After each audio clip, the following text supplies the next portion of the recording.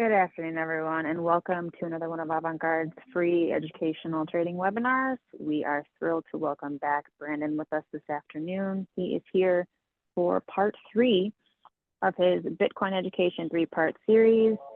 Today is going to cover why businesses should care about Bitcoin. Brandon, we are thrilled to have you. Are you with us? I am. Thank you, Natalie. Hello, yes, thanks so much for being here, and thanks to everyone with us live. As a reminder, if you have questions during the presentation, please type them in the chat or the Q&A, and we'll get them over to Brandon to address at the end of the presentation.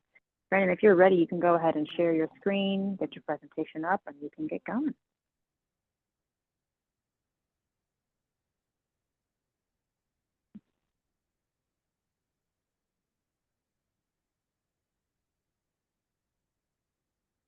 All right. Here we go. Perfect, I can see your screen. Wonderful. All right. So, as Natalie said, this is part 3 of understanding Bitcoin and money. Um, and this is the portion where I'm going to talk about why businesses should care about Bitcoin. And so the first part, we spent really focusing in on the monetary history of Bitcoin, why Bitcoin is money. Um, and then the second part, we dove into some of the more technical aspects of Bitcoin to help people understand that even though Bitcoin is money, and it is viewed as a technology a lot of the time, and a lot of that is because there is a significant amount of technology that makes up the Bitcoin network. And so this part is build it after we built the foundation of understanding Bitcoin as money, understanding the technicals behind it, how Bitcoin enforces its 21 million cap supply, how the network works, why it's decentralized, why it's censorship resistant, how you can send money without the controls of intermediaries like banks, the Federal Reserve, pick your financial intermediary. The last part is, okay, I've sort of understood the value proposition for Bitcoin as money. I get the technicals behind it. Now what? What am I supposed to do with this information as a financial professional? What should I be advising people on? What should I be advising my clients on? Whether it's actual businesses, owners of businesses, a group of owners of businesses. We're just going to go through what um, what we've experienced firsthand at Sovereign, and additionally, um, just our own anecdotal experiences and the reasoning behind that. That this isn't founded in nothing. That we have reasons for what we're witnessing, what we're seeing, and so with that, I will head to the first slide here, which is business adoption is growing rapidly, and both amongst individuals and institutions. And it may seem like it is going very slowly, and in sort of our very high velocity sort of fiat world, maybe adoption's seeming slow. But it took gold thousands of years to monetize and become money. And we are seeing an asset go from zero to $2 trillion just in 16 years. And so when you zoom out far enough, it's actually a blip on the radar that Bitcoin has been around. And it's already a top 10 asset in the world in terms of market cap. So people are figuring this out. I mean, in the past year, I'm sure many people have seen the headlines with BlackRock stepping in. Strategy's been at this for about 5 years now. There's a bunch of copycats coming in, and you even had some news this year that the Harvard Endowment put $100 million into Bitcoin. You have pension funds that are starting to allocate to this stuff. You have a company like Figma that came out. They were going to IPO this year, and it came out that they had I think the number was 60 some million in Bitcoin on their balance sheet. And so the trend is only going up as institutions as individuals figure out that holding Bitcoin over a long time frame preserves their purchasing power into the future, more and more people have it. And as more and more people have it, they want to spend it. People like me, people like my friends, we're constantly looking for locations. Where can we spend our Bitcoin? I don't want to have to sell Bitcoin. I don't want to get dollars. I want to support business owners that are doing this. And we've actually seen a lot of people that were, just normal folks, wine salesman, soap maker, a food and beverage operator that took sort of a just business that was doing okay. It was paying the bills and that sort of thing. And once they got ingratiated with the Bitcoin community and started making quality products that people in the people holding Bitcoin really appreciated, all of a sudden that they were able to expand their customer base quite significantly and not only expand their customer base, but assuming you're making a good product or a good service, you now have a loyal customer base as well that wants to keep coming back to you because they know your product's good. They know they can buy it in Bitcoin. And understanding this sort of dynamic has really helped. You look at a company like Steak and Shake. They came out in Q2 of this year and announced that they're going to be accepting Bitcoin at all of their locations.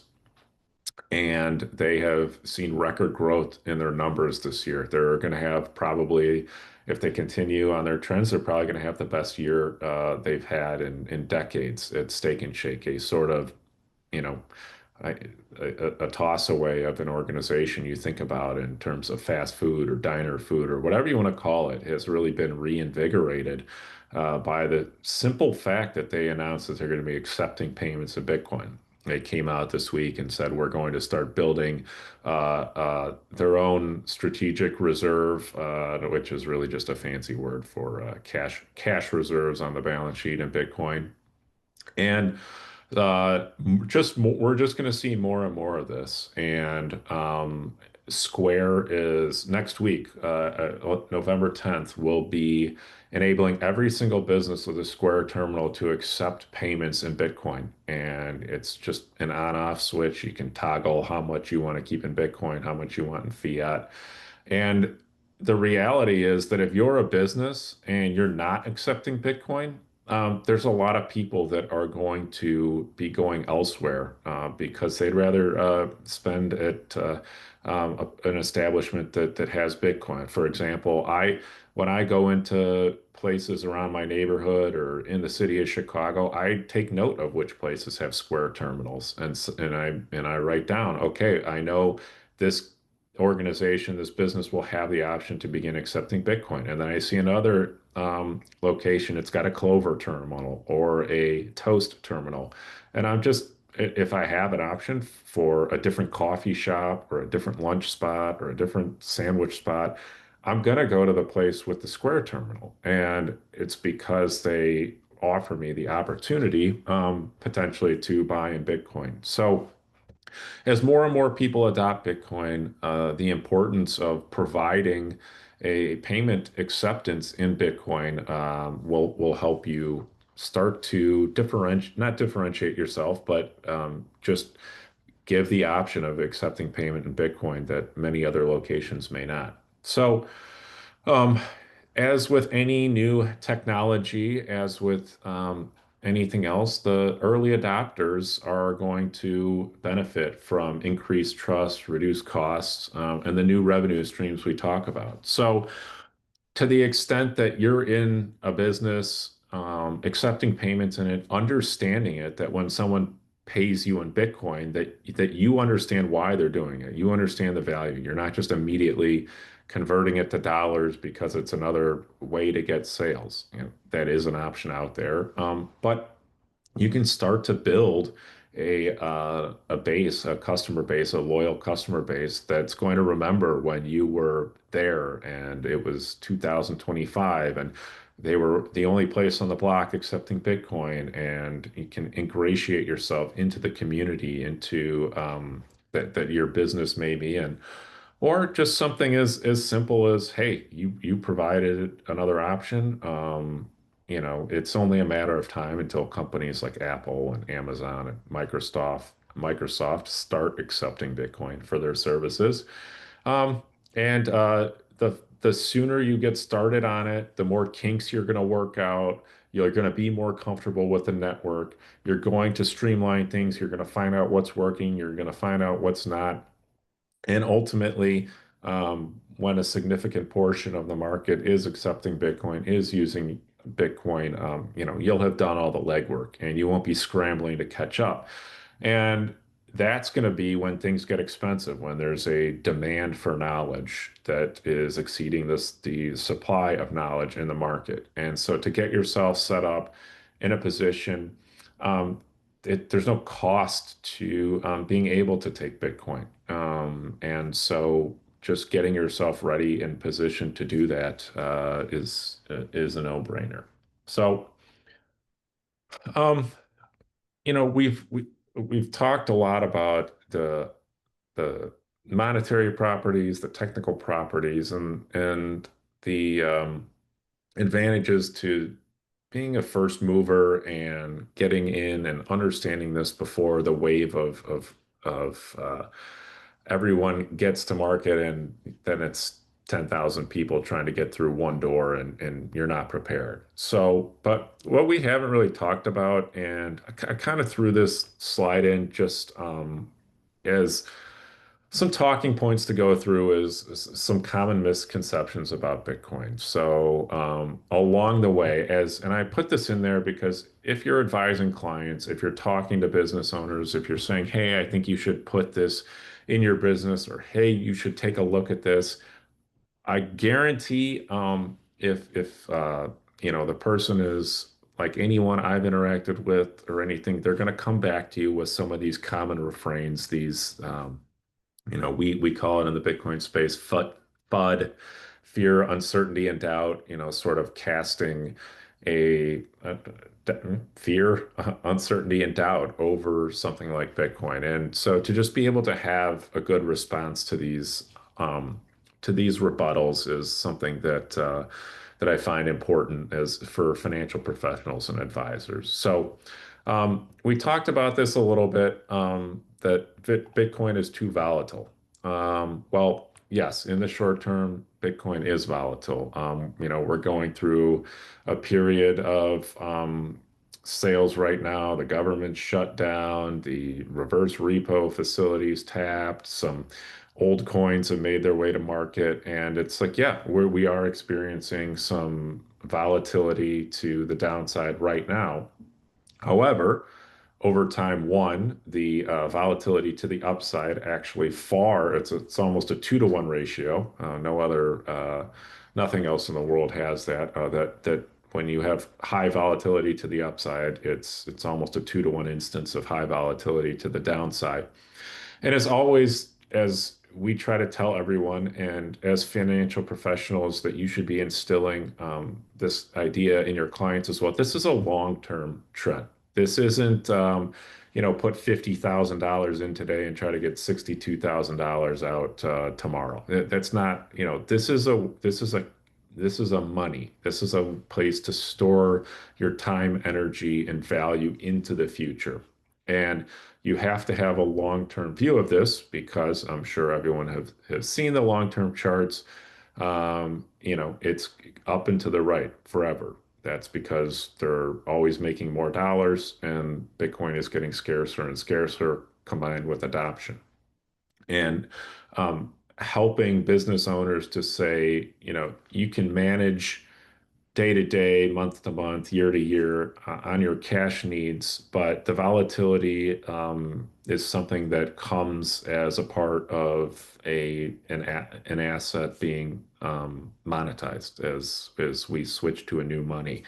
And because people are learning, because people are trying to figure it out, because we're so early, there's a lot of things that can swing the price either way because people don't understand what they're holding. I would, venture to bet. I think there's some traders out there here, but I would venture to guess that more than half the traders don't even actually understand what Bitcoin is. They just see the volatility, they see the charts, they do their trend analysis, and they try to monetize the volatility to get more dollars. They're not interested in holding Bitcoin as money. They're interested, their unit of account is still dollars, and that's what they're doing, trying to accumulate more dollars, which will ironically be put back into stocks, real estate, other stores of value, when the best store of value of all time staring them right in the face. But I digress. So that is a very common refrain. And again, that's just part of meeting your customer, meeting your client where they're at, and finding out how much can they tolerate, how well do they understand Bitcoin, and what makes them comfortable when they go to sleep at night. So the classic Bitcoin is for criminals. We've heard this refrain. It's for money launderers and drug dealers. And the great irony is the blockchain is completely transparent, and people that have tried to use Bitcoin as a tool for money laundering or whatever inevitably get caught all the time. And the reality is, um, we're sold as people in this country that money laundering is happening all the time and it's this great crime, and the only way to fight money laundering is for all of us normal citizens to give up all our financial privacy and all of our information. And the reality is just money laundering in general is just such a tiny fraction of the movement of all the money in the world, and it's no different on the Bitcoin blockchain, or excuse me, on the Bitcoin network as well. So it's a terrible place to try to launder money because everything's publicly visible. And unless you're really, really careful and really, really know what you're doing, when you start getting state level surveillance and law enforcement involved, there's a pretty good chance they're probably going to figure out what you're doing. So the US monetary system and corrupt bankers remain the best way to launder money. And I, JP Morgan Chase just settled a $300 million lawsuit for moving Jeffrey Epstein's money around. So I digress. Bitcoin isn't tangible. And I'm sure most of you have noticed that 95% of the money we interact with today is not tangible either, whether you're interacting with a credit card, or Venmo, or a debit card. Very few people are even using cash anymore. You don't need physical anything to be money. What you need is a secure network that enforces its rules and lets everyone know what the exact rules are going to be.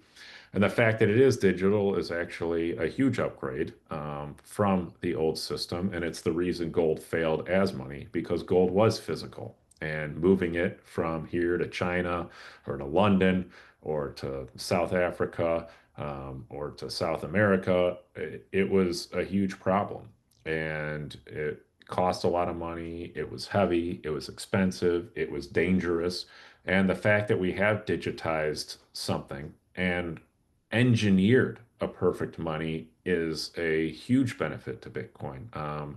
That the ability for you to store billions of dollars for $150 via public key, public private key cryptography and the internet. You actually don't even need the internet, but that's a different topic of conversation. Um, is a revolutionary breakthrough. So the fact that it is not tangible is actually one of its attributes, not one of its negative features. So, um, and this is kind of just wrapping things up here.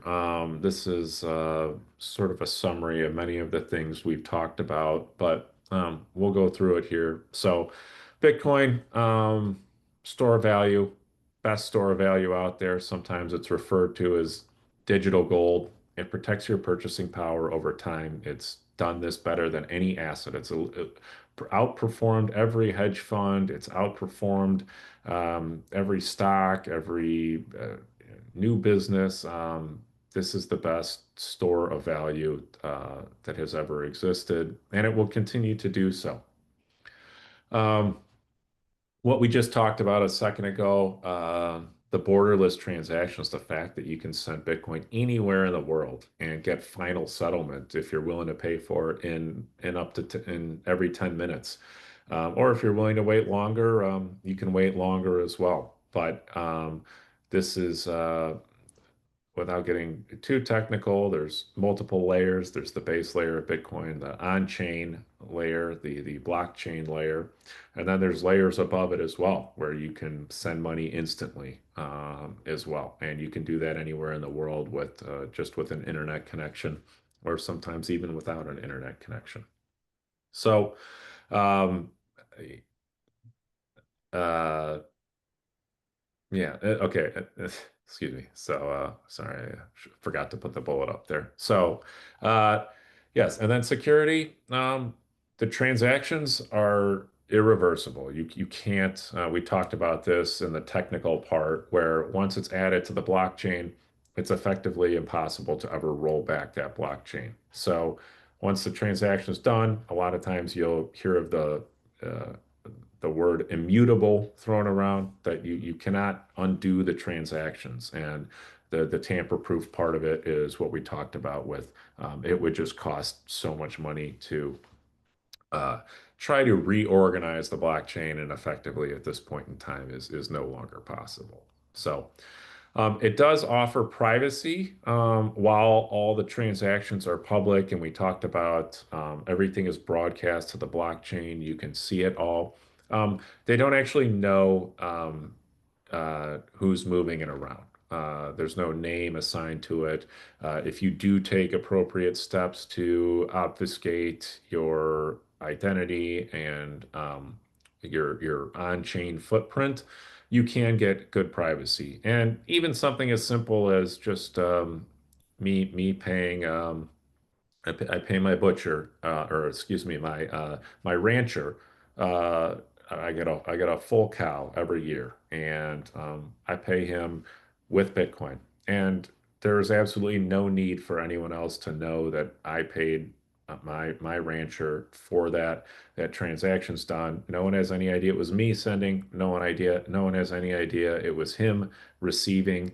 And that's the way a monetary network should work. So while potentially um, highly funded organizations and law enforcement institutions may be able to work backwards and figure some things out. At the end of the day, your name is not on the transaction. You don't know where it's moving around, and it's another thing too, where you have banks that act as intermediaries. They know it's you moving your money, and ultimately the banks control how much money you can move, what they will allow, and they know.